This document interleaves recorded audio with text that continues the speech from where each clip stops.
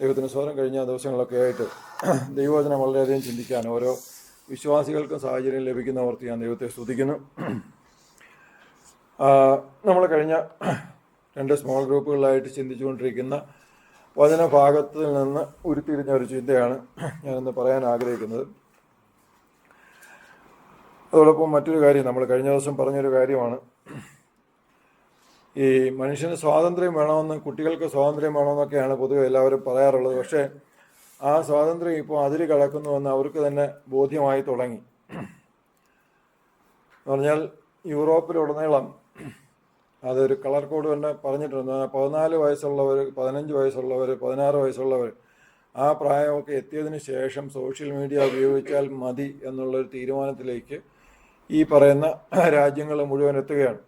നമുക്കറിയാം, പുരോഗമന രാജ്യങ്ങളെന്നോ അല്ലെങ്കിൽ വികസിത രാജ്യങ്ങളെന്നൊക്കെ പറയുന്ന ആ സമൂഹത്തെക്കുറിച്ചാണ് നമ്മളീ പറയുന്നത്. അപ്പോൾ അവർക്ക് തോന്നി തുടങ്ങിയിരിക്കുന്നു ഇത് ഒരു ആപത്താണെന്ന്. ഇനി ഇത് മറ്റുള്ള രാജ്യങ്ങളും ചിലപ്പോൾ ഏറ്റെടുക്കാൻ സാധ്യത കൂടുതലാണ്. കാരണം ഇത് കുട്ടികളിലുണ്ടാക്കുന്ന ഭവിഷ്യത്ത് വളരെ കൂടുതലാണെന്ന് പറഞ്ഞാൽ, പ്രത്യേകിച്ച് ശ്രദ്ധ വേണ്ട ഒരു കാര്യവും അല്പസമയമെടുത്ത് ചെയ്യാൻ കഴിയാത്ത അവസ്ഥയിലേക്ക് അവർ മാറിപ്പോകുന്നതാണ് ഇതിൻ്റെ ഏറ്റവും വലിയ ഭവിഷ്യത്ത്. അപ്പോൾ കുട്ടികളുടെ വളർച്ച എന്ന് പറയുമ്പോൾ ലോകത്തിൻ്റെ ഭാവിയെ ബാധിക്കുന്ന രീതിയിലേക്ക് ഇതെത്തുകയാണ്.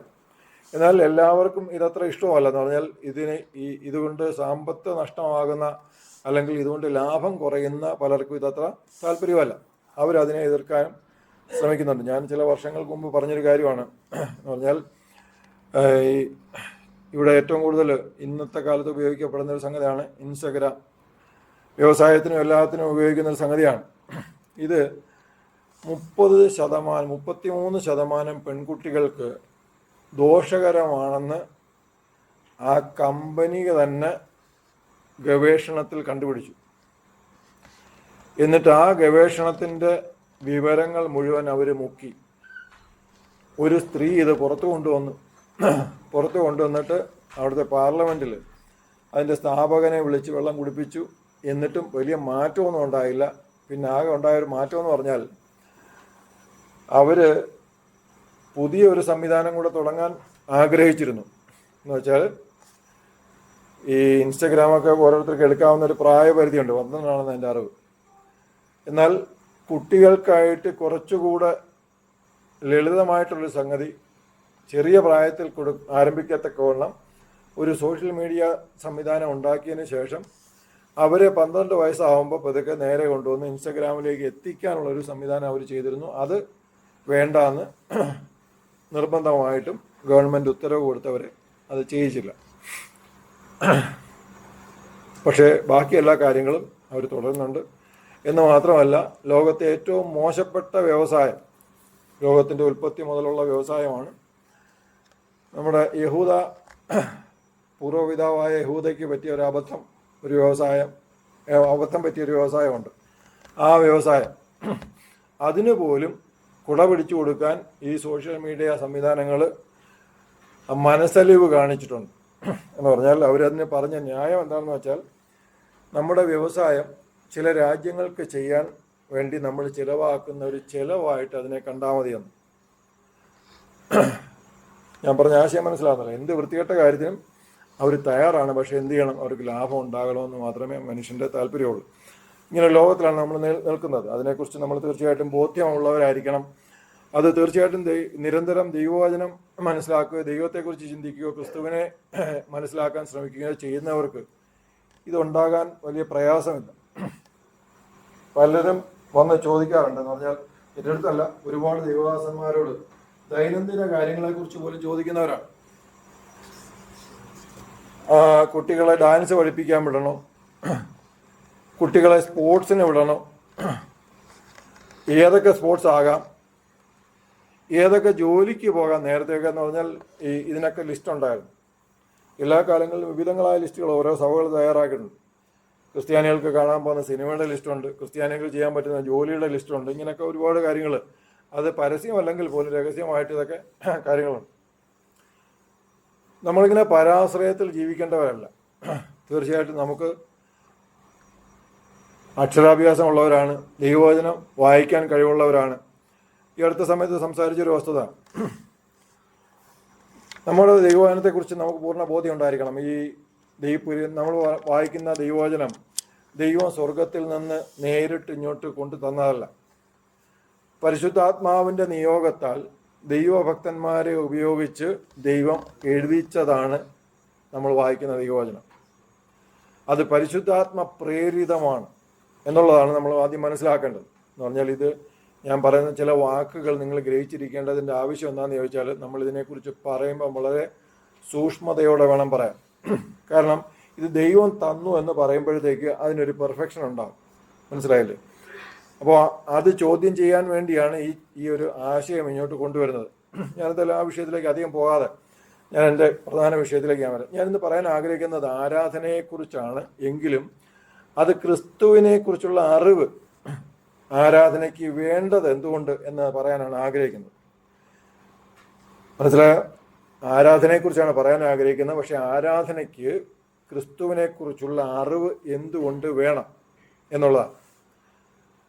പേരൊന്നും കൊടുക്കണമെന്നില്ല, എന്നാലും ക്രിസ്തുവിനെക്കുറിച്ചുള്ള അറിവാണ് പറയാൻ ഞാൻ ആഗ്രഹിക്കുന്നത്. ആരാധന വേദപുസ്തകത്തിൽ ആദ്യം പറയുന്നത് ആരുമായിട്ട് ബന്ധപ്പെട്ടാണെന്ന് ചോദിച്ചാൽ നമുക്ക് വാക്യങ്ങൾ വേണമെന്നില്ല. നിങ്ങൾക്ക് ചിന്തിച്ചാൽ മനസ്സിലാവുന്ന പരിചിത ഭാഗങ്ങളാണ്. അബ്രഹാമിനായിട്ട് ബന്ധപ്പെട്ടാണ് ആരാധനയെക്കുറിച്ച് വേദപുസ്തകം ആദ്യം ആ വാക്ക് ഉപയോഗിക്കുന്നത്. നിങ്ങൾ പ്രത്യേകിച്ച് ഓരോ വാക്കുകളും പഠിക്കുമ്പോൾ പ്രത്യേകം ശ്രദ്ധിക്കേണ്ട ഒരു കാര്യം, ആ വാക്ക് വേദപുസ്തകത്തിൽ ആദ്യം ഉപയോഗിച്ചിരിക്കുന്ന ആ വാക്യവും അതുമായിട്ട് ബന്ധപ്പെട്ടുള്ള ആശയവുമൊക്കെ ഇതിന് വളരെ പ്രസക്തിയുള്ളതായിരിക്കും എന്നുള്ള. അബ്രഹാം ദൈവത്തെ നമസ്കരിച്ചത് എപ്പോഴൊക്കെയാണെന്ന് നമുക്ക് നന്നായിട്ട് അറിയാം. ആദ്യത്തേത് അറിയാതെയാണ് അബ്രഹാം എന്ത് ചെയ്തത്? ദൈവത്തെ സ്വീകരിച്ചത്, അല്ലേ? നമുക്കെല്ലാവർക്കും നമ്മൾ സൺഡേ സ്കൂളിലൊക്കെ പഠിച്ചിട്ടുള്ള സംഗതിയാണ്, അല്ലേ? അതുമായിട്ട് ബന്ധപ്പെടുത്തി നമ്മളോട് പറയുന്ന ഒരു ആശയമുണ്ട്. എന്താണ്? അതിഥി സൽക്കാരം. ഒരു അതിഥിയെ സൽക്കരിച്ചിട്ട് എത്ര ദിവസമായി?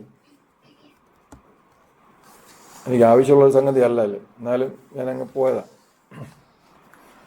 ഒരു അതിഥിയെ സൽക്കരിച്ചിട്ട് എത്ര ദിവസമായി? അബ്രഹാം അതിഥിയെ സൽക്കരിക്കാനാണ് ആദ്യമായിട്ട് ആരാധിച്ചത്. നിലം വരെ കുനിഞ്ഞ് എന്ന് പറയുന്നത് ആ ആരാധന എന്നുള്ള വാക്കിനെയാണ് അവിടെ അങ്ങനെ പരിഭാഷപ്പെടുത്തിയിരിക്കുന്നത്. അത് കഴിഞ്ഞിട്ട് പിന്നെ പറയുന്ന സംഗതി എന്ന് പറഞ്ഞാൽ നമുക്കെല്ലാവർക്കും മനസ്സിലാകാം.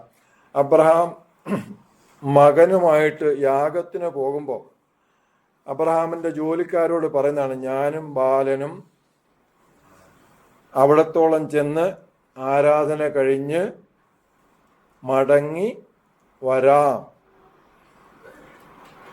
ആ ഒരു വാക്യത്തിന് ഒത്തിരി പ്രസക്തി ഉണ്ട് കേട്ടോ. ആ വാക്യത്തിൽ നിന്നാണ് നമ്മൾ മനസ്സിലാക്കുന്നത് അബ്രഹാമും ബാലനും കൂടെ തന്നെ തിരിച്ചു വരും എന്നുള്ള ബോധ്യത്തിലാണ് അബ്രഹാം എന്ത് ചെയ്യുന്നത്? അബ്രഹാം ഇത് പറയുന്നത്. ഇനി നമ്മൾ സാധാരണ ഈ അബ്രഹാമിൻ്റെ ഈ യാഗത്തെക്കുറിച്ച് പറയുമ്പോൾ പറയുന്ന ഒരു വസ്തുതയുണ്ട്. അബ്രഹാം ഈ യാഗത്തെക്കുറിച്ച് വീട്ടിൽ പറഞ്ഞാൽ നടക്കാതെ സാധ്യതയില്ല എന്ന് പൊതുവെ പറയാറുണ്ട്, അല്ലേ? എന്തുകൊണ്ടാണ് അത് പറയുമ്പോൾ നമ്മുടെ മനസ്സിലെ ചിന്ത എന്ന് പറഞ്ഞാൽ, സാറയ്ക്ക് ഇനി ഒരു ജന്മം കൊടുക്കുക എന്ന്, ഒരു പ്രസവം എന്ന് പറഞ്ഞാൽ സാധ്യമല്ല. അബ്രഹാം നേരത്തെ ഇത് തന്നെ പറഞ്ഞിരുന്നു. അബ്രഹാമിനൊരു കുട്ടി ഉണ്ടാകുക എന്ന് പറഞ്ഞാൽ ഇനിയും ഇതും സാധ്യമല്ല. പക്ഷേ എൻ്റെ ഒരു തിരിച്ചറിവ് പറഞ്ഞാൽ അബ്രഹാമിന് ഈ കാര്യത്തിൽ മറുത്ത് ചിന്തയുള്ളവനായിരുന്നു എന്നാണ് എൻ്റെ ഒരു വിചാരം. അതിന് എനിക്കൊരു ആശ്രയം എന്താണെന്ന് ചോദിച്ചാൽ, അബ്രഹാം ഇതെല്ലാം കഴിഞ്ഞിട്ട് വേറെ ഒരു കുടുംബം, ഇതാണ് അവിടുത്തെ എണ്ണം. കെതൂറ എന്ന് പറയുന്ന ഒരാളിനെ വിവാഹം കഴിച്ചിട്ട് ആ കുടുംബം താഴോട്ട് വരുന്ന വഴിയാണ്. അതിനകത്ത് ഏറ്റവും അവസാനം ഉള്ളൊരു പേര് ശ്രദ്ധിച്ചോണം, അശൂരീം എന്ന് പറയുന്നത്. അവിടെ നിന്നാണ് സ്വന്തം കുടുംബത്തിനുണ്ടായ ഒരു ശത്രുത, ആ കുടുംബം വന്ന അല്ലെങ്കിൽ ആ വംശം വന്ന വഴി. ഇനി ഞാൻ എടുത്തതിനൊരു കാര്യം കൂടെ ഉണ്ട് കേട്ടോ, ഒരു നിങ്ങൾ മനസ്സിലാക്കിയിരിക്കേണ്ട ഒരു വസ്തുത എന്താണെന്ന് ചോദിച്ചാൽ, അബ്രഹാം ഇസ്മായിലിനെ ജനിപ്പിക്കാൻ വല്ല തടസ്സം ഉണ്ടായിരുന്നോ? പ്രയാസം ഉണ്ടായിരുന്നോ? എക്സ്റേക്കകത്ത് വല്ല കുഴപ്പം കണ്ടോ? ഒന്നും കണ്ടില്ല. ഇനി കെതൂറ വിവാഹം കഴിക്കുമ്പോൾ വലിയ പ്രയാസങ്ങളെല്ലാം പ്രായമെല്ലാം കഴിഞ്ഞിട്ടാണ്. അവിടെയും പല ജനിതക തകരാറും ഉണ്ടായിരുന്നു. ഒന്നുമില്ല, കാര്യങ്ങളെല്ലാം ഭംഗിയായിട്ട് നടക്കുന്നുണ്ട്. ദൈവത്തിൻ്റെ ലക്ഷ്യം പോകാൻ മാത്രമേ ഉണ്ടായിരുന്നുള്ളൂ. എന്ത് തടസ്സം നമ്മൾ മനസ്സിലാക്കിക്കൊള്ളണം. ദൈവത്തിൻ്റെ പ്രവൃത്തി, ദൈവം ആഗ്രഹിക്കുന്ന വഴിയെ നമ്മൾ പോകാൻ മാത്രമേ എന്തുണ്ടാവൂ, തടസ്സം ഉണ്ടാവൂ. ബാക്കിയെല്ലാം വളരെ ഭംഗിയായിട്ട് നടക്കും. നമ്മൾ ആലോചിച്ചാൽ കാര്യങ്ങളൊക്കെ വളരെ ഭംഗിയായിട്ട് നമ്മുടെ ജീവിതത്തിൽ നടന്നുകൊണ്ട് പോകും. ഞാനിത് എൻ്റെ ഈ സന്ദേശത്തിൻ്റെ ഭാഗമല്ല, പക്ഷേ മറ്റാരെയോ ദൈവം ഈ കാര്യം കേൾപ്പിക്കാൻ ആഗ്രഹിക്കുന്നുണ്ടെന്ന് ബോധ്യം ഉണ്ടായിരുന്നത് കൊണ്ട് മാത്രമാണ് ഞാൻ ഈ കാര്യം പറഞ്ഞ കേട്ടോ. അല്ലെങ്കിൽ ഇപ്പോൾ കാണിച്ച ആ സ്ലൈഡും ഈ പറഞ്ഞ ആശയവും എൻ്റെ ലക്ഷ്യമല്ല. ഇത് ഏറ്റവും അവസാനം ഞാൻ ചേർത്തൊരു സംഗതിയാണ്. പ്രത്യേകം മനസ്സിലാക്കിയിരിക്കുക, ദൈവത്തിൻ്റെ പദ്ധതികൾ അത് നമ്മുടെ ജീവിതത്തിലും ലോകത്തെവിടെയും അത് നടക്കാൻ മാത്രമേ ഉള്ളൂ. ഈ ലോകത്ത് തടസ്സമുള്ളതെന്ന് നമ്മൾ മനസ്സിലാക്കിയിരിക്കണം. അപ്പോൾ പ്രത്യേകിച്ച് തടസ്സം എവിടെയെങ്കിലും കാണുന്നുണ്ടെങ്കിൽ നമ്മൾ പ്രത്യേകിച്ച് ദൈവത്തിൻ്റെ വഴി നമ്മൾ ഉറപ്പാക്കാം. നമ്മൾ ചെയ്യുന്ന പല കാര്യങ്ങളും, പ്രത്യേകിച്ച് ആത്മീയ വിഷയങ്ങളിൽ നമ്മൾ ചെയ്യുന്ന കാര്യങ്ങളിൽ തടസ്സങ്ങൾ കൂടുന്നുണ്ടെങ്കിൽ പ്രത്യേകം എളുപ്പം മനസ്സിലാക്കിക്കണം, അത് മറ്റവനെ ഹിറ്റ് ചെയ്ത് തുടങ്ങിയിട്ടുള്ളൂ. ശത്രുവിന് പ്രയാസം തുടങ്ങിയിട്ടുണ്ടെന്നുള്ളത് നമ്മൾ അവിടെ നിന്ന് മനസ്സിലാക്കണം. ഇനി നമ്മുടെ വിഷയത്തിലേക്ക് വരാം. ഫിലിപ്പീൻസ് 1:9 മുതലുള്ള 3 വാക്യം. നിങ്ങളുടെ സ്നേഹം മേൽക്കുമേൽ പരിജ്ഞാനത്തിലും സകല വിവേകത്തിലും വർദ്ധിച്ചു വന്നിട്ട് നിങ്ങൾ ഭേദാഭേദങ്ങളെ വിവേചിപ്പാറാകണമെന്നും ക്രിസ്തുവിന്റെ നാളിലേക്ക് നിർമ്മലന്മാരും ഇടർച്ചയില്ലാത്തവരും ദൈവത്തിന്റെ മഹത്വത്തിനും പുകഴ്ചയ്ക്കുമായിട്ട് യേശുക്രിസ്തുവിനാൽ നീതിഫലം നിറഞ്ഞവരുമായി തീരണമെന്നും ഞാൻ പ്രാർത്ഥിക്കുന്നു. മതി. അപ്പോസ്തലനായ പൗലോസ് രേഖപ്പെടുത്തി വെച്ച ഒരു പ്രാർത്ഥന. ഈ പ്രാർത്ഥനയുടെ ഒരു ഇതൊരു കുറേ കാര്യങ്ങളുണ്ട് അല്ലേ? പരിജ്ഞാനം, വിവേകം, ഭേദാഭേദങ്ങളെ വിവേചിക്കണം, ക്രിസ്തുവിൻ്റെ നാളിലേക്ക് നിങ്ങൾ നിർമ്മലന്മാരാകണം. ഇതിലെ ഒരു വാചകമെങ്കിലും കഴിഞ്ഞ ആത്മീയ ജീവിതത്തിൽ ഇത്രയും നാളിൽ നമ്മുടെ സ്വന്തം പ്രാർത്ഥനാ വിഷയത്തിലെങ്കിലും വന്നിട്ടുണ്ടോ? ഒത്തിരി പേര് പറഞ്ഞു കേട്ടിട്ടുണ്ട്, പുതിയ നിയമ വിശ്വാസികൾ ആദ്യം പഠിക്കേണ്ടത് ലേഖനങ്ങളാണ്. സുവിശേഷങ്ങൾ പഠിക്കുന്നതിന് മുമ്പ് ലേഖനങ്ങളാണ് പഠിക്കേണ്ടതെന്ന് ഞാൻ ആശയക്കാരനല്ല, പക്ഷേ അങ്ങനെ പറഞ്ഞ ദൈവഭക്തന്മാർ പലരും ഉണ്ട്. അതുകൊണ്ട് അത് നിങ്ങളോടൊന്നും പറഞ്ഞതേ ഉള്ളൂ. നിങ്ങൾക്ക് അങ്ങനെ ആശയം ഉണ്ടെങ്കിൽ അത് കുഴപ്പമൊന്നുമില്ല. അങ്ങനെയാണെങ്കിൽ ഞാൻ വീണ്ടും ചോദിക്കുകയാണ്, ഈ ഒരു പ്രാർത്ഥന നമ്മുടെ വിശ്വാസ സമൂഹങ്ങളിൽ എപ്പോഴെങ്കിലും വന്നിട്ടുണ്ടോ? എന്തിനേറെ പറയുന്നു, പരിശുദ്ധാത്മാവ് നിറവ് പ്രാപിക്കണമെന്നും പരിശുദ്ധാത്മാവിൻ്റെ കൃപാവരങ്ങൾ പ്രാപിക്കണമെന്നും താല്പര്യമുള്ള പ്രാർത്ഥന നമ്മിൽ എപ്പോൾ വെളിപ്പെട്ടു? ഇത് വെളിപ്പെടുന്നില്ലെങ്കിൽ പിന്നെ ക്രിസ്തുവിൻ്റെ എന്ത് ഹിതം ചെയ്യാൻ നമ്മൾ താല്പര്യമുള്ളവരായിട്ട് ഇവിടെ ആയിരിക്കുന്നു. ഇനി എഫേസ്യ ലേഖനത്തിൽ നമ്മൾ പഠിച്ചൊരു പ്രാർത്ഥനയുണ്ട്, 1:15 മുതലുള്ള വാക്യങ്ങൾ. വിശ്വാസത്തെയും സകല വിശുദ്ധന്മാരോടുള്ള സ്നേഹത്തെയും കുറിച്ച് കേട്ടിട്ട് നിങ്ങൾക്ക് വേണ്ടി ഇടപെടാതെ സ്തോത്രം ചെയ്ത് എന്റെ പ്രാർത്ഥനയിൽ നിങ്ങളെ ഓർത്തും കൊണ്ട് നമ്മുടെ കർത്താവായ യേശുക്രിസ്തുവിന്റെ ദൈവവും മഹത്വവുമുള്ള പിതാവുമായവൻ നിങ്ങൾക്ക് തന്നെ കുറിച്ചുള്ള പരിജ്ഞാനത്തിൽ ജ്ഞാനത്തിന്റെയും വെളിപ്പാടിന്റെയും ആത്മാവിനെ തരേണ്ടതിനും നിങ്ങളുടെ ഹൃദയദൃഷ്ടി പ്രകാശിപ്പിച്ചിട്ട് അവന്റെ വിളിയാനുള്ള ആശ ഇന്നതെന്നും വിശുദ്ധന്മാരിൽ അവന്റെ അവകാശത്തിന്റെ മഹിമാധനം ഇന്നതെന്നും അവന്റെ ബലത്തിൻ മലമത്വത്തിന്റെ വ്യാപാരത്താൽ വിശ്വസിക്കുന്ന നമുക്ക് വേണ്ടി വ്യാപരിക്കുന്ന അവന്റെ ശക്തിയുടെ അളവറ്റ വലിപ്പം ഇന്നതെന്നും നിങ്ങൾ അറിയേണ്ടതിനും പ്രാർത്ഥിക്കുന്നു. പൗലോസ് വിശ്വാസികൾക്ക് വേണ്ടി പ്രാർത്ഥിക്കുന്ന പ്രാർത്ഥനയാണ് നമ്മൾ കേട്ടത്. ഇനി എനിക്കറിയാം ഇതിലെ ചില ഭാഗം സാധാരണ ഉപവാസ പ്രാർത്ഥനയൊക്കെ നടക്കുമ്പോൾ വിശ്വാസികൾ പാസ്റ്റർക്ക് വേണ്ടി പ്രാർത്ഥിക്കാറുണ്ട്. ന്യായമായിട്ട് എന്നിങ്ങനെ നടക്കേണ്ടത്, ഞാൻ നിങ്ങൾക്ക് വേണ്ടിയാണ് ഇത് പ്രാർത്ഥിക്കേണ്ടത് എന്ന് പറഞ്ഞാൽ നിങ്ങളെ വിശ്വാസത്തിൽ നിങ്ങളെക്കുറിച്ച് നിങ്ങളുടെ ആഗ്രഹം ഈ പ്രാർത്ഥനയുടെ ഭാഗമായിരിക്കണം. ഞാൻ ഇനി മറ്റൊരു ചിന്തയിലേക്ക് കൊണ്ടുവന്ന് ഇതിൻ്റെ ആവശ്യകത പറഞ്ഞ് മനസ്സിലാക്കിയിട്ട് ഞാൻ അവസാനിപ്പിക്കാം. ഇവിടെ ക്രിക്കറ്റ് കളി അറിയാവുന്ന എത്ര പേരുണ്ട്?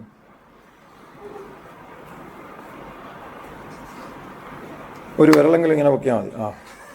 മിക്കവാറും എല്ലാവർക്കും അറിയാം. ഒരു 3-4 പേരെ ഉള്ള അറിഞ്ഞൂടാന്ന് പറഞ്ഞവർ. അത് ശരിയല്ല എന്ന് ഞാൻ വിശ്വസിക്കുകയാണ്.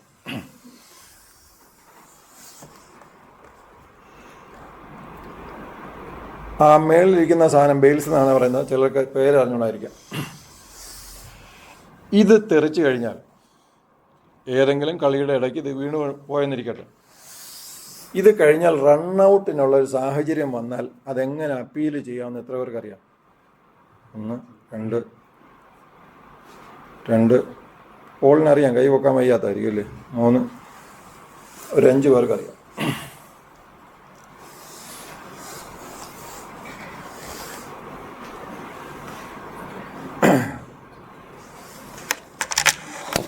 അറിയാം?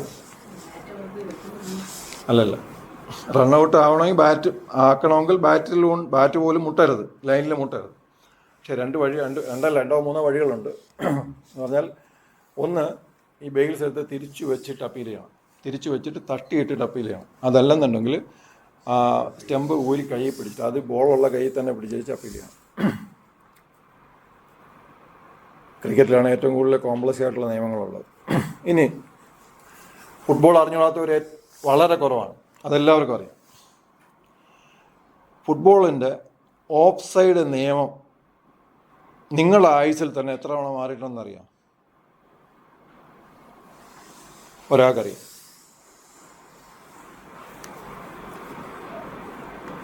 തുടങ്ങിയപ്പോൾ മുതലാണെങ്കിൽ 4 തവണ മാറിയിട്ടുണ്ട്. എന്ന് പറഞ്ഞാൽ ആദ്യത്തെ നിയമം എന്ന് പറഞ്ഞാൽ ഓഫ് സൈഡ്, ഈ ബോൾ എപ്പോഴും മുമ്പിൽ തന്നെ പോയിക്കൊണ്ടിരിക്കണം, പ്രതിരോധത്തിന് ആൾക്കാർ 3-ൽ കൂടുതലുണ്ടായിരിക്കണം എന്നൊക്കെയായിരുന്നു.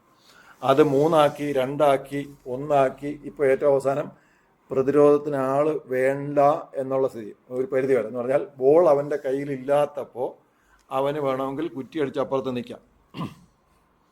പ്ലാറ്റിനിയൊക്കെ കളി കണ്ടിട്ടുണ്ടെന്നൊക്കെ അറിയാം. ഇദ്ദേഹം ആ റൗണ്ട് വിട്ട് പുറകോട്ട് പോയ ചരിത്രം പോലും കാണത്തില്ല. പല ഗെയിമും നിങ്ങൾ പഴയത് നോക്കിയാൽ മതി.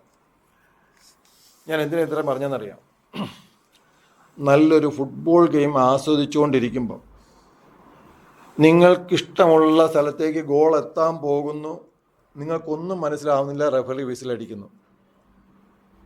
കുറേ പേര് മിണ്ടാതിരിക്കും, കളി അറിഞ്ഞുകൂടാത്തവൻ റെഫറിയെ പ്രാകും. കാര്യം എന്താ? അയാൾക്ക് മനസ്സിലായി ഓഫ് സൈഡ് ആണെന്നുള്ളത്. ഈ നിയമം അറിയാവുന്നവർ വളരെ കുറഞ്ഞു. ഞാൻ എൻ്റെ ജീവിതത്തിൽ ആദ്യം സംഭവിച്ച കാര്യമാണ് പറഞ്ഞത്. ഞാൻ എൻ്റെ ഓർമ്മ ശരിയാണെങ്കിൽ 5ാമത്തെ വയസ്സിലെങ്ങാണ്ടാണ് കൊല്ലത്ത് വെച്ച് എൻ്റെ ഒരു അമ്മാച്ചൻ്റെ കൂടെ ഈ പ്രീമിയറും പിന്നെ ടൈറ്റാനിയവും തമ്മിലുള്ള ഒരു കളി കാണാനാണ് ജീവിതത്തിൽ ആദ്യമായിട്ട് ഒരു സ്റ്റാൻഡേർഡ് ഫുട്ബോൾ കളി കാണാൻ പോയത്. അന്ന് തൊട്ട് ഇതിനോട് താല്പര്യം തുടങ്ങിയെങ്കിലും പക്ഷേ പലപ്പോഴും ഇതുപോലുള്ള സംഗതി വരുമ്പോഴത്തേക്ക് ഇയാൾ വെറുതെ ഗോൾ അടിക്കാൻ പോകുമ്പോൾ ഇയാൾ വിസിലടിക്കുന്നത് നമ്മൾ വെറുതെ മനസ്സുകൊണ്ട് മാത്രമല്ല വാ കൊണ്ട് പോലും ഇദ്ദേഹത്തെ അനുഗ്രഹിച്ചിട്ടുണ്ട്. എന്തുകൊണ്ടാണ്? നമുക്കിത് നന്നായിട്ട് ആസ്വദിക്കാൻ പോലും പറ്റാത്ത എന്തുകൊണ്ടാണ്? നമുക്ക് ഈ നിയമം അറിഞ്ഞു കഴിഞ്ഞിട്ടാണ്. ഇപ്പം മനസ്സിലാവുന്നുണ്ടോ ഞാൻ പറയാൻ വരുന്ന ആശയം എന്താണ്? പകുതി പേർക്ക് പ്രസംഗം മനസ്സിലായി, ഇനി ബാക്കി അവർക്ക് പൂരിപ്പിക്കാവുന്നതേ ഉള്ളൂ. വേദപുസ്തകത്തിൻ്റെ നല്ല ഭാഗങ്ങൾ പോലും ഇപ്പോഴും അറിയത്തില്ല. നമ്മളെ കൊണ്ട് ദൈവം ആഗ്രഹിക്കുന്നത് എന്താണെന്ന് നമുക്ക് യാതൊരു ബോധ്യവും ഇല്ല. എന്നാൽ നമ്മളുടെ അവകാശം എന്തുവാ? ഞാൻ ദൈവവേദലാണ്, കാഹളം ധ്വനിക്കണം, ഷർട്ടും ഊരി വെച്ച് പോകണം. ഈ ഒരൊറ്റ ചിന്തയേ ഉള്ളൂ.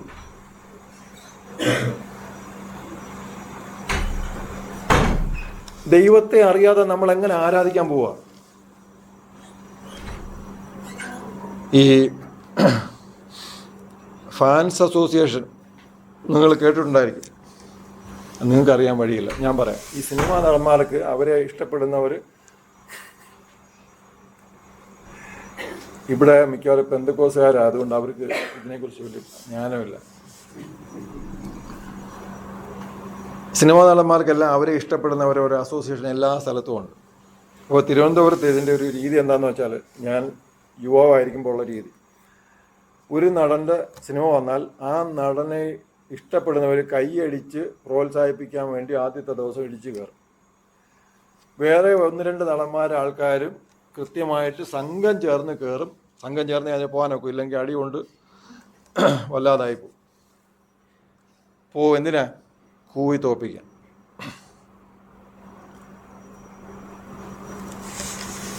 പ്രത്യേകിച്ച് അവർ നടക്കുന്ന കാര്യങ്ങളൊന്നും അറിയുന്നില്ല. ഇവരുടെ എല്ലാ നേതാക്കന്മാരും അപ്പുറത്തിരുന്ന് ഭക്ഷണം കഴിച്ചുകൊണ്ടിരിക്കുക ഒരുമിച്ച്. ഈ സിനിമയുടെ വിജയത്തിന് അവർ പരസ്പരം ആശംസ നേർന്നയച്ച് ഭക്ഷണം കഴിച്ചുകൊണ്ടിരിക്കും. നമുക്ക് നമ്മുടെ ദൈവത്തെ അറിയണം, നമ്മുടെ ശത്രുവിനെ അറിയണം. നമ്മുടെ ദൈവം നമ്മളെക്കുറിച്ച് എന്ത് ആഗ്രഹിക്കുന്നു എന്ന് നമ്മൾ ഓരോ ദിവസവും അറിഞ്ഞാലേ നമുക്ക് ആരാധനയ്ക്ക് ദൈവം കാണുന്ന, ദൈവം പ്രസാദിക്കുന്ന ആരാധനയാകും. ഞാനും ബാലനും അത്രത്തോളം പോയി ആരാധന കഴിച്ച് മടങ്ങി വരാം എന്ന് അബ്രഹാം പറയുമ്പോൾ അബ്രഹാമിന് പൂർണ്ണ ബോധ്യമുണ്ട് അബ്രഹാമിനെ കുറിച്ചുള്ള ദൈവത്തിൻ്റെ ഇഷ്ടം എന്താണ്. ഇനി ബാലൻ അവിടെ ചാരമായാലും തിരിച്ച് എൻ്റെ ശരീരത്തെയും എൻ്റെ ഭാര്യയുടെ ശരീരത്തെയും നിർജീവത്വത്തിൽ നിന്ന് ജീവത്വത്തിലേക്ക് കൊണ്ടുവന്ന ദൈവത്തിന് കഴിയാത്തതായിട്ട് ഇനി ഈ ലോകത്തൊന്നുമില്ല എന്നുള്ള ബോധ്യവും അബ്രഹാമിനുണ്ട്. അതുകൊണ്ടാണ് ഉറപ്പായിട്ട് അബ്രഹാം പറയുന്നത് ഞാനും ബാലനും അവിടെ പോയിട്ട് മടങ്ങി വരാമെന്ന്. എന്ന് പറഞ്ഞാൽ ചാരമായാലും അവിടെ നിന്ന് തിരിച്ച് ഇസാക്കിനെയും കൊണ്ട് അബ്രഹാം തിരിച്ചു വരത്തുള്ളൂ എന്നുള്ള ബോധ്യമാണ്. ദൈവത്തിന് സ്തോത്രം. പണ്ട് നമ്മൾ പരിശുദ്ധാത്മാവിന് വേണ്ടി പ്രാർത്ഥിക്കാനിരിക്കുമ്പോൾ പ്രാർത്ഥിക്കുന്ന ഒരു സ്ഥിരം വാചകമാണ്, ദൈവമേ ഇത് പ്രാപിക്കാതെ ഞങ്ങൾ ഇവിടുന്ന് മടങ്ങത്തില്ല. ഒരു സ്ഥിരം സ്റ്റേറ്റ്മെൻ്റ് ആയിരുന്നു നമ്മുടെ പ്രാർത്ഥനകൾ, അല്ലെങ്കിൽ നമ്മുടെ സമൂഹങ്ങളിലുള്ള പ്രാർത്ഥനകൾ. ദൈവത്തിന് സ്തോത്രം. യേശുക്രിസ്തുവിനെ അറിയാതെ നമ്മൾ യേശുക്രിസ്തുവിനെ ആരാധിക്കാനൊക്കത്തില്ല. നമ്മളിന്ന് കേട്ട ആ സാക്ഷ്യം വളരെ പ്രസക്തമാണ്. കാരണം മനുഷ്യനിലുള്ള സ്വഭാവമാണ് കോപം. ആർക്കും ഇല്ലയെന്നൊന്നും പറയുന്നില്ല, നാളെ ഞാനും കോപിക്കത്തില്ലെന്ന് പറയാൻ നോക്കത്തില്ല. തീർച്ചയായിട്ടും എല്ലാവർക്കും ഉണ്ടാകുന്ന സ്വഭാവമാണ്. പക്ഷേ ആ കോപത്തിൻ്റെ സ്വഭാവത്തിൽ ഒരു പ്രവൃത്തി ചെയ്താൽ അത് യേശുക്രിസ്തുവിനെ വെളിപ്പെടുത്തുന്നില്ല. ആ സമയത്ത് നിങ്ങളുടെ ആരാധന നടന്നുകൊണ്ടിരിക്കുകയാണ്. സംശയമുണ്ടോ? ഇവിടെ നടക്കുന്നതല്ല ആരാധന. നമ്മൾ സൗഹൃദത്തിൽ നമ്മുടെ സുഹൃത്തുക്കളോട് ഇടപെട്ടപ്പോഴും എന്ത് നടന്നുകൊണ്ടിരിക്കുകയായിരുന്നു? ആരാധന നടക്കുമായിരുന്നു. പുതിയ നിയമ ആരാധന സ്ഥലത്തല്ല. എവിടെയാണ്? ഈ മന്ദിരം പോകുന്ന എവിടെല്ലാം പോകുന്നു അവിടെല്ലാം എന്ത് നടന്നുകൊണ്ടിരിക്കുക? ആരാധന നടന്നുകൊണ്ടിരിക്കുക. കഴിഞ്ഞ ദിവസത്തെ ചിന്തയിൽ നമ്മൾ എടുത്തത് 3 വാക്യമാണ് നിങ്ങൾ ദൈവത്തിന്റെ മന്ദിരമാണെന്ന് പറയുന്നത്. പുതിയ നിയമത്തിൽ നിന്ന് 3 വാക്യം ഒരുമിച്ചെടുത്തു. എന്ന് പറഞ്ഞാൽ ആവർത്തിച്ച് ദൈവം പറഞ്ഞുകൊണ്ടിരിക്കുക, നിങ്ങൾ ദൈവത്തിന്റെ മന്ദിരം, നിങ്ങൾ ദൈവത്തിന്റെ മന്ദിരം. എൻ്റെ മന്ദിരം എന്തായിരിക്കണം? അവിടെ മന്ദിരത്തിൽ പ്രാവിനെ ആട്ടിവിട്ട് ആ പണക്കാരൻ്റെ ഈ പണമിടപാട് നടത്തുന്നവൻ്റെ മേശയും മറിച്ചിട്ടപ്പോൾ നമ്മുടെ വിചാരം യെരൂശലേം ദേവാലയം വൃത്തിയായിട്ടിരുന്നാൽ നമ്മുടെ കാര്യം സുരക്ഷിതമാണെന്ന് നമ്മൾ വിചാരിച്ചു. അത് വിചാരിക്കാതിരിക്കാൻ ആ ദൈവാലയം കൂടെ ദൈവം പൊളിച്ചു കളഞ്ഞു. എന്നിട്ട് നമ്മൾ ഇവിടെ എത്തിയിട്ടില്ല. നമ്മുടെ മേശ പുറത്തെന്ത് കിടക്കും? എപ്പോഴും ഒരു ഭാഗത്ത് ദിനാറ് കിടക്കുന്നു, ഒരു ഭാഗത്ത് ഇന്ത്യൻ രൂപയും കിടക്കുന്നു. ഇപ്പോഴത്തെ വില എനിക്കറിയത്തില്ല, എന്നാലും ഒരു സങ്കല്പത്തിൽ പറയും. 225 പട്ടിക ചോദിച്ചാൽ നമ്മൾ കൃത്യമായിട്ട് പറയും. ഇല്ല, 225 ഞാൻ ഒരു രൂപത്തിനങ്ങ് പറയാം. 225 പട്ടിക. പണ്ട് 1 തൊട്ട് 10 വരെ പഠിപ്പിക്കാൻ പറ്റ പാട് ആ സാറിനറിയാം.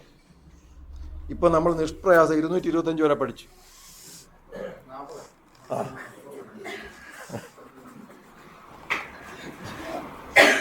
നമ്മുടെ ദൈവാലയത്തിൽ മേശ കിടക്കുക, യേശുവിനെ അകത്തോട്ട് കയറണം. അത് എന്താണെന്നാണ് വിളിക്കപ്പെടേണ്ടത്? പ്രാർത്ഥനാലയം എന്നാണ് വിളിക്കപ്പെടേണ്ടത്. എൻ്റെ ആലയം. ദൈവത്തിന് ഇത് പറയാനുള്ള ഒരു ബോധ്യം വേണം. ഞാൻ എൻ്റെ ഒരു അനുഭവം പറയാം. എന്ന് പറഞ്ഞാൽ ദൈവസഭയിൽ പലപ്പോഴും ആ വാർഷിക യോഗത്തിന് സ്ഥിരമായിട്ട് പ്രശ്നം ഉണ്ടാക്കുന്ന ചിലരെ ദൈവമേ ചാട്ടവാറ് കൊണ്ട് അല്ലെങ്കിലും കൈകൊണ്ടെങ്കിലും അടിച്ചങ്ങ് വെളിയിലാക്കിയാലോ എന്ന് ഞാൻ ചോദിച്ച് പ്രാർത്ഥിച്ച ദിവസമുണ്ട്. അന്ന് ദൈവം പറഞ്ഞൊരു കാര്യം എന്ന് പറഞ്ഞാൽ, നിനക്കിത് എൻ്റെ ആലയം എന്ന് പറയാൻ പറ്റത്തില്ല, അതുകൊണ്ട് നീ അതിന് യോഗ്യനല്ല എന്ന് പറഞ്ഞു. നമുക്ക് നമ്മളെക്കുറിച്ച് ഉണ്ടാകേണ്ട ബോധ്യം ഇതാണ്, ഇത് ക്രിസ്തുവിന് പറയാൻ പറ്റണം, ഇത് എൻ്റെ ആലയമാണെന്ന്. അവിടെ നടക്കുന്ന കാര്യങ്ങൾ ക്രിസ്തുവിന് ഇഷ്ടമുള്ളതായിരിക്കണം. എൻ്റെ വിചാരങ്ങളെ ദൈവം അറിയുന്നു എന്നുള്ള ബോധ്യം ഉണ്ടായിരിക്കണം. ഇത് നടക്കുമ്പോൾ അകത്ത് ആരാധന നടക്കും. ഞാൻ എപ്പോഴും ഓർപ്പിക്കുന്നൊരു കാര്യമുണ്ട്, നമ്മുടെ നാവ് നിയന്ത്രിക്കാൻ കഴിയുന്നതല്ല എന്നാണ് യാക്കോബ് ലേഖനത്തിൽ കൂടെ പറയുന്നത്, അല്ലേ? നാവിനെ അടക്കാൻ പാടുള്ളതല്ല എന്ന് തന്നെയാണ് പറയുന്നത്. പക്ഷേ നമുക്ക് ചെയ്യാൻ കഴിയുന്നുണ്ട്. ഹൃദയം തുറന്നത് സംസാരിക്കുന്നു. അപ്പോൾ ഹൃദയത്തിൽ നല്ലത് നിറച്ചാൽ എന്ത് പറ്റും? വായിൽ നിന്ന് നല്ലത് വന്നുകൊണ്ടിരിക്കും. മറ്റേത് നേരത്തെ പറഞ്ഞ പോലെ മറ്റുള്ളവനോടുള്ള ആ മോശപ്പെട്ട വികാരം, ദുഷ്ടമായ വികാരം, അവന് ദോഷം ഭവിക്കണം എന്നുള്ള ചിന്ത. തീർച്ചയായിട്ടും ദുഷ്ടന് നന്മ വരുന്നത് കാണാൻ ഇയ്യോബിന് പോലും സന്തോഷമല്ലായിരുന്നു. തീർച്ചയായിട്ടും ഇത് മനുഷ്യനിൽ ഉണ്ടാകുന്ന ഒരു സംഗതിയാണ്. ഈ മനുഷ്യ സ്വഭാവത്തിൽ, മനുഷ്യ ശരീരത്തിലുള്ളൊരു സ്വഭാവമാണ്, നമ്മളത് മനസ്സിലാക്കുക.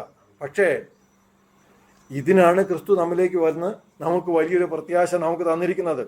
ഈ രാജ്യം എൻ്റേതല്ല, എൻ്റെ രാജ്യം ഇവിടെ അല്ല പണിയുന്നതെന്ന് യേശു ക്രിസ്തു ആവർത്തിച്ച് പറഞ്ഞതെന്തുകൊണ്ടാണ്? വാളെടുത്തത് കുറ്റമായിട്ട് പറയുന്നവരുണ്ട്. വാളെടുത്തത് പ്രശ്നമാണെന്ന് ഒരിക്കൽ പറയണമെങ്കിൽ ഒരു വാൾ അത്യാവശ്യമായിരുന്നു, അല്ലേ?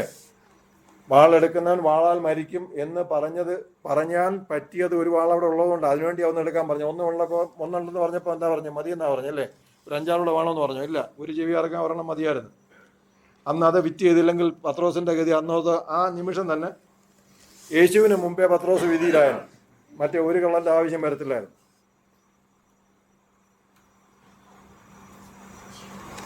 ദൈവനാമത്തിന് മാത്രം ഉണ്ടാകും. 1 പത്രോസ് 1:5 മുതൽ 8 വരെയുള്ള വാക്യം.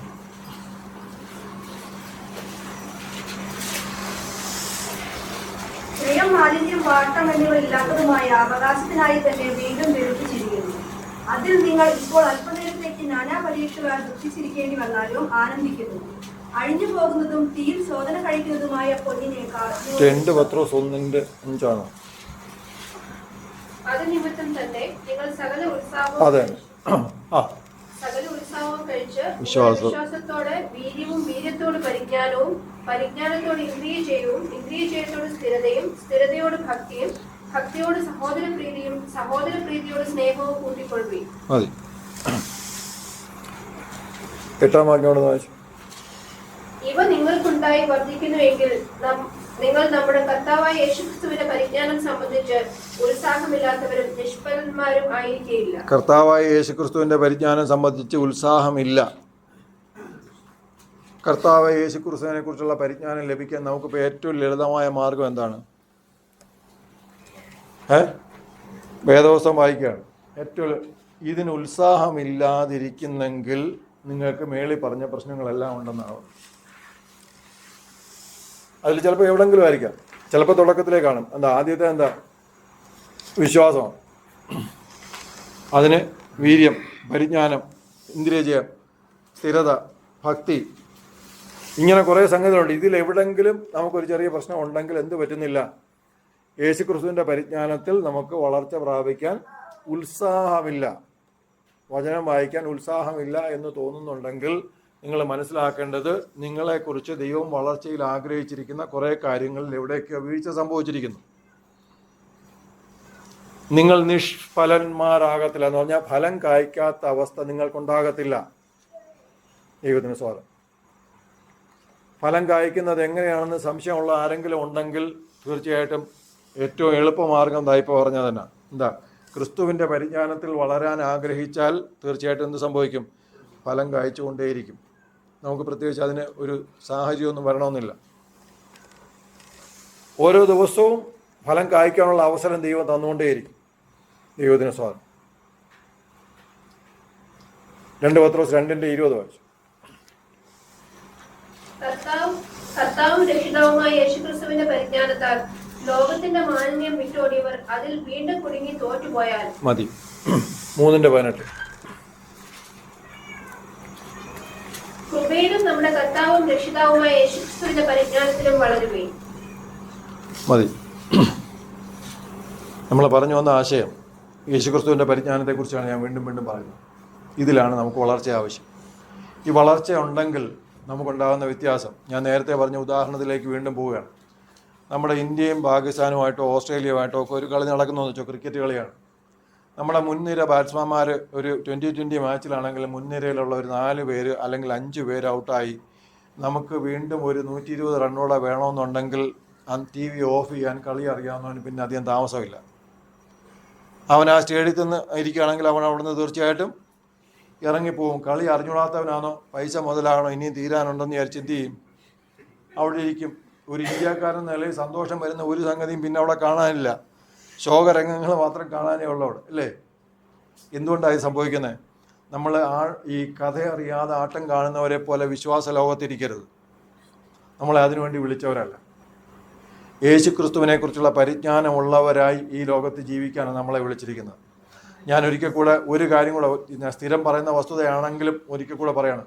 നമ്മുടെ വിശ്വാസ സമൂഹങ്ങളിൽ നിന്ന് നമ്മൾ പറഞ്ഞുകൊണ്ടിരിക്കുന്ന പെന്തക്കോസ്തിൻ്റെ ആദ്യകാലത്തുള്ള എല്ലാ സമൂഹങ്ങളും, ഒന്നൊഴിയാതെ എല്ലാ സമൂഹങ്ങളും പഴയ എവിടെ നിന്ന് തിരിച്ചു വന്നോ, എവിടെ നിന്ന് വന്ന് ഇവിടോട്ട് വന്നോ, ആ പഴയ സ്ഥലത്തിൻ്റെ നിലവാരത്തിലേക്ക് തീർച്ചയായിട്ടും പോയി കഴിഞ്ഞിരിക്കുന്നു.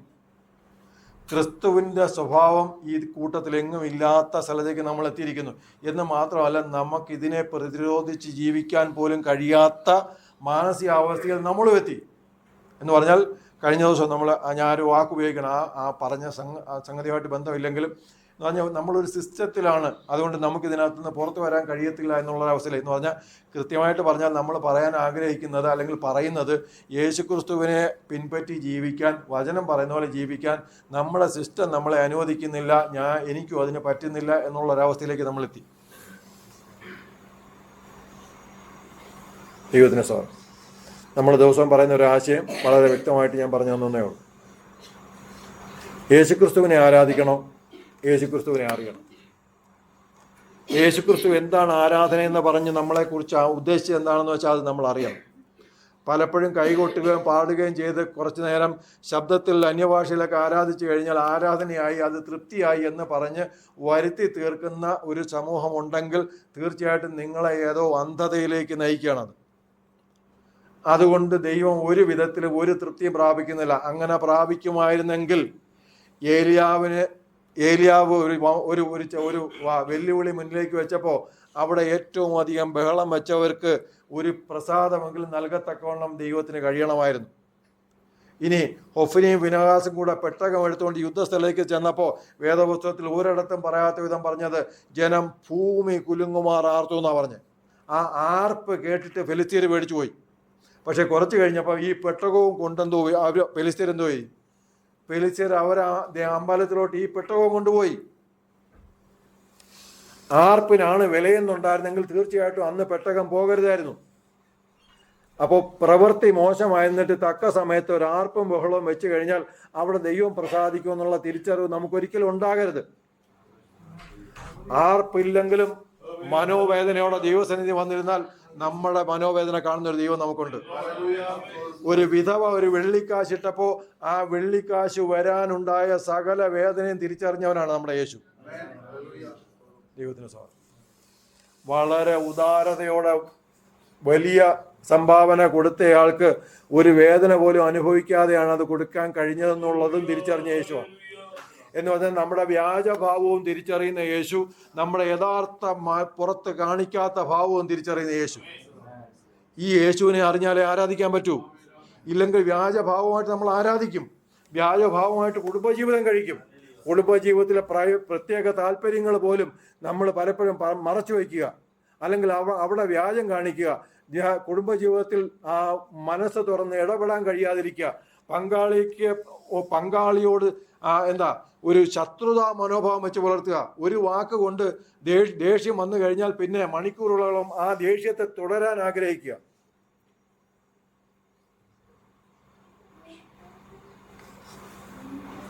ഷെക്കൈന ഗ്ലോറി ഇറങ്ങി വസിക്കുന്ന സ്ഥലത്ത് ഉണ്ടാകേണ്ട വികാരമാണോ ഇതെന്ന് നമ്മൾ ചിന്തിച്ചു നോക്കണം. എന്ന് പറഞ്ഞാൽ ദൈവത്തിൻ്റെ ആലയം ശലോമോൻ ഈ സ്ഥലത്ത് കഴിക്കുന്ന ശലോമോനെ കുറിച്ച് നിങ്ങൾക്ക് അറിയാം, അദ്ദേഹം വലിയ സവിശേഷത എന്നുള്ള ആളൊന്നുമല്ല. ദൈവം ആലയം പണിക്ക് തിരഞ്ഞെടുത്ത ദാവീദിന്റെ മകൻ എന്നുള്ള ആ ഒരു മാന്യത കൊണ്ട് മാത്രമാണെന്ന് ഞാൻ കരുതുന്നു. ശലോമോൻ പ്രാർത്ഥിച്ചപ്പം അവിടെ ഷെക്കൈന ഇറങ്ങിയിട്ട് പറഞ്ഞു, ഞാൻ ഇവിടേക്ക് നോക്കി കഴിക്കുന്ന പ്രാർത്ഥനയ്ക്ക് എൻ്റെ കണ്ണും കാതും തുറന്നിരിക്കും എന്ന് പറഞ്ഞു. അങ്ങനെയെങ്കിൽ നമ്മളും പ്രാർത്ഥിക്കുമ്പോൾ നമ്മുടെ ഈ മന്ദിരത്തിൽ നിന്ന് വരുന്ന പ്രാർത്ഥനയ്ക്ക് ദൈവത്തിൻ്റെ കണ്ണും കാതും തുറന്നിരിക്കുകയാണെന്നുള്ള ബോധ്യം നമുക്കുണ്ടായിരിക്കണം. എന്ന് പറഞ്ഞാൽ നമ്മുടെ ചിന്ത പ്രാർത്ഥനയാണ്. കർത്താവ്, ഈ പ്രയാസം എനിക്ക് വന്നല്ലോ, ഇത് തരണം ചെയ്യാൻ എനിക്കൊരു ശക്തി തരണേ എന്ന് ചിന്തിക്കുന്ന ചിന്തയും, അതിനുശേഷം നമ്മളോട് ഇഷ്ടമില്ലാതെ പ്രവർത്തിച്ച കൂട്ടു സഹോദരനോ കൂടെ ജോലി ചെയ്യുന്നവനോ അയൽവാസിയോ അവൻ മുടിഞ്ഞു പോയെങ്കിൽ നന്നായിരുന്നു എന്ന് ചിന്തിക്കുന്ന ചിന്തയും എവിടെ ചെന്നു? രണ്ടും ഒരേ സ്ഥലത്ത് ചെന്നു. ഇത് മാറ്റി വിടാനുള്ള സംഗതിയൊന്നും നമ്മുടെ കയ്യിലില്ല. വൈഫൈ ആണെങ്കിൽ നമുക്ക് മാറ്റി കൊടുക്കാമായിരുന്നു. ഇത് വൈഫൈ അല്ല, മൊത്തം ഒരൊറ്റ സിസ്റ്റത്തിൽ പിടിച്ചേക്കുക.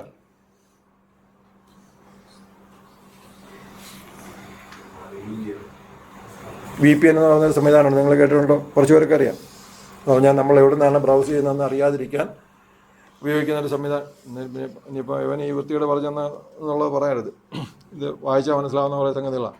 എന്ന് പറഞ്ഞാൽ നമ്മൾ ഇന്ത്യയിലാണ് ഇരിക്കുന്നതെന്ന് ബോധ്യം വരാതിരിക്കാൻ വേണ്ടി ഉപയോഗിക്കുന്ന സംവിധാനങ്ങളാണ്. ഹാക്കർമാരാണ് കൂടുതൽ ഉപയോഗിക്കുന്നത്. എന്നാൽ അത്യാവശ്യം വേണ്ട സംവിധാനങ്ങൾക്ക് ഇത് ഉപയോഗിക്കുന്നവരുണ്ട്, ഉപയോഗിക്കേണ്ട ജോലി ചെയ്യുന്നവരുണ്ട്. അങ്ങനെയുള്ള സംവിധാനമൊന്നും ഉള്ളതല്ല. എന്ന് പറഞ്ഞാൽ ഇത് മൊത്തം നേരെ അങ്ങോട്ടങ്ങ് പിടിപ്പിച്ചേക്കും. ഇതിലുള്ള എന്തായാലും എന്ത് ചെയ്യും, അവിടെ ചെല്ലും. ഇതാണ് ഞാൻ തുടക്കം മുതലേ പറയാൻ ആഗ്രഹിക്കുന്നത്. ക്രിസ്തുവിനെ ആരാധിക്കുമ്പോൾ ക്രിസ്തുവിനെ അറിഞ്ഞിരിക്കണം. ആ ക്രിസ്തു ഈ ലോകത്ത് വന്നു. ക്രിസ്തുവിനെ കാണിച്ചു കൊടുക്കാനുള്ള യൂദയ്ക്കും അപ്പം എന്തു കൊടുത്തു? അങ്ങോട്ട് കൊടുത്തു. ഇന്നാണെങ്കിൽ നമ്മൾ ഉറപ്പായിട്ട് നടപടിയെടുത്താണ്. യൂദയ്ക്ക് ഇന്ന് കർത്തൃമേശയില്ല. കാര്യം എന്താ? അവൻ വേറെ സഭയ്ക്ക് വിരോധമായിട്ടുള്ള ഒരു കരാറ് കൊടുത്തേച്ച് അവൻ ഇങ്ങോട്ട് വന്നേക്കുന്നത്. അതുകൊണ്ട് ഇന്ന് യൂദയ്ക്ക് കർത്തൃമേശയില്ല. കൊടുത്തോ? സെലക്ഷനകത്ത് വല്ല പ്രശ്നം നടത്തിയോ? ഇല്ല. പ്രവചനം നേരത്തെ ഉണ്ട്. ഇതാ നമ്മുടെ യേശു പഠിപ്പിച്ചത്.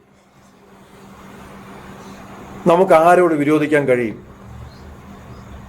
യേശു പഠിപ്പിച്ച പാഠങ്ങൾ നിമിത്തം നമുക്ക് ആരോടും വിരോധിക്കാൻ കഴിയില്ല. പാപിയെ സ്നേഹിക്കാൻ നമ്മളെ പഠിപ്പിച്ചു, പാപത്തെ വെറുക്കാൻ പഠിപ്പിച്ചു. പക്ഷേ നമ്മളിപ്പോഴും തിരിച്ചാണ് പോയിക്കൊണ്ടിരിക്കുന്നത്. പാപിയെ വെറുത്ത് പാപത്തെ സ്നേഹിക്കുന്ന അവസ്ഥയിലാണ് നമ്മളിപ്പോഴും പോയിക്കൊണ്ടിരിക്കുന്നത്. ദൈവത്തിന് സ്തോത്രം. ഞാൻ എൻ്റെ വാക്കുകളെ ചുരുക്കാം. ഞാൻ ആവർത്തിച്ച് പറയാൻ ആഗ്രഹിക്കുന്ന ഒരു കാര്യം, നമ്മളെ വീണ്ടെടുത്ത ഒരു യേശുണ്ട്. ആ യേശു ഭൂമിയിലേക്ക് വന്ന് സൃഷ്ടിയുടെ കയ്യിൽ നിന്ന് വേദനാജനകമായത് മുഴുവൻ അനുഭവിച്ചു പോയ ആ ഒരു വ്യക്തിത്വം, ഈ വ്യക്തിത്വം നമുക്ക് തന്ന ജീവന് തുല്യമായി നമ്മൾ സ്നേഹിക്കണം യേശുവിനെ. ആ യേശുവിന് നമ്മൾ സ്നേഹം തിരിച്ചു കൊടുക്കാൻ കഴിയണം. ഭയപ്പെടുത്തി ആരാധിപ്പിക്കുന്ന ദൈവമല്ല നമ്മുടെ ദൈവം. നമ്മുടെ ദൈവം സ്നേഹിക്കുന്ന ദൈവമാണ്. പഴയ നിയമത്തിൽ കണ്ടതുപോലെ പലപ്പോഴും നേരിട്ട് ആ സമയത്ത് ശിക്ഷ കൊടുക്കുന്ന ദൈവമല്ല നമ്മുടെ ദൈവം. അങ്ങനെ കൊടുത്താൽ ഈ ഭൂമിയിൽ മനുഷ്യർ പോലും കാണത്തില്ല. ഈ സ്നേഹത്തെ തിരിച്ചറിയാനും ഈ സ്നേഹം തിരിച്ചു കൊടുക്കാനും നമുക്ക് കഴിയണം. കുടുംബജീവിതത്തിൽ ക്രിസ്തുവും സഭയും വെളിപ്പെടണം. നമ്മൾ പുറത്ത് പറയാൻ ആഗ്രഹിക്കുന്ന ക്രിസ്തുവും സഭയും നമ്മുടെ കുടുംബത്തിൽ വെളിപ്പെടണം. ദൈവത്തിന് സ്തോത്രം. ഇത് കുടുംബത്തിൽ പറഞ്ഞാൽ മിക്കവാറും രണ്ടുപേരും ഒരേ സ്റ്റേറ്റ്മെന്റ് പറയും. ഇത് ചെയ്യാനുള്ളിടത്തോളം കാലം ഇത് നടക്കത്തില്ല. എവളാണ് എൻ്റെ ഭാര്യയെങ്കിൽ ഇത് നടക്കത്തില്ല. ഈ പറയുന്ന കേട്ടതൊന്ന് വെറുതെ ജസ്റ്റ് ഒരാളെ ഒന്ന് മാറ്റി കൊടുത്ത സംഗതി ഡീസൻ്റായിട്ട് പോകും. ഒരു 6 മാസം കഴിഞ്ഞ് എന്ന് നോക്കി അന്ന് സ്റ്റേറ്റ്മെൻറ്റ് ഇത് തന്നെ ആയിരിക്കും. ഒരു മാറ്റവും ഇല്ലാതെ ഒപ്പിട്ട് വാങ്ങിക്കും. നമ്മൾ ആരോപണം മറ്റൊരാളിലേക്ക് വയ്ക്കുമ്പോൾ മനസ്സിലാക്കണം, നമ്മൾ സ്വയം നീതീകരിക്കാൻ ശ്രമിക്കുക. ഈ കുടുംബജീവിതത്തിലെ പ്രശ്നം ഞാനല്ല അവളാണെന്ന് പറയാൻ ശ്രമിക്കുമ്പോൾ നമ്മൾ മനസ്സിലാക്കിക്കോ, നമ്മൾ ആരോപണം മറ്റു സൈഡിലേക്ക് വെച്ച് സ്വയം നീതീകരിക്കാൻ ശ്രമിക്കുകയാണ്. ദൈവത്തിന് സ്തോത്രം. യേശുക്രിസ്തുവിനെ അറിഞ്ഞ് ആരാധിപ്പാൻ നമുക്ക് കഴിയണം. ഈ ലോകത്തിൽ ആ ഒരു മാറ്റം ദൈവസഭയിൽ നിന്ന് പുറത്തു പോകാൻ ഇടയാകാം. യേശുക്രിസ്തുവിൻ്റെ സ്നേഹം നമ്മുടെ ഇടയിലുണ്ടെന്ന് ലോകത്തിന് മനസ്സിലാകത്തക്കവണ്ണം നമ്മൾ ജീവിച്ചാൽ ഇവിടെ ക്രിസ്തു ഉണ്ടെന്ന് തിരിച്ചറിഞ്ഞ് ജനം വരുമെന്നുള്ളത് വേദപുസ്തകം തന്നെ പറഞ്ഞാണ്. യോഹന്നാൻ ലേഖനത്തിൽ തന്നെ പറയും. ദൈവത്തിന് സ്തോത്രം. ഈ തിരിച്ചറിവ് കൊടുക്കാൻ ദൈവം നമ്മളെ സഹായിക്കട്ടെ എന്ന് പറഞ്ഞുകൊണ്ട് എൻ്റെ വാക്കുകൾ ചുരുക്കുന്നു.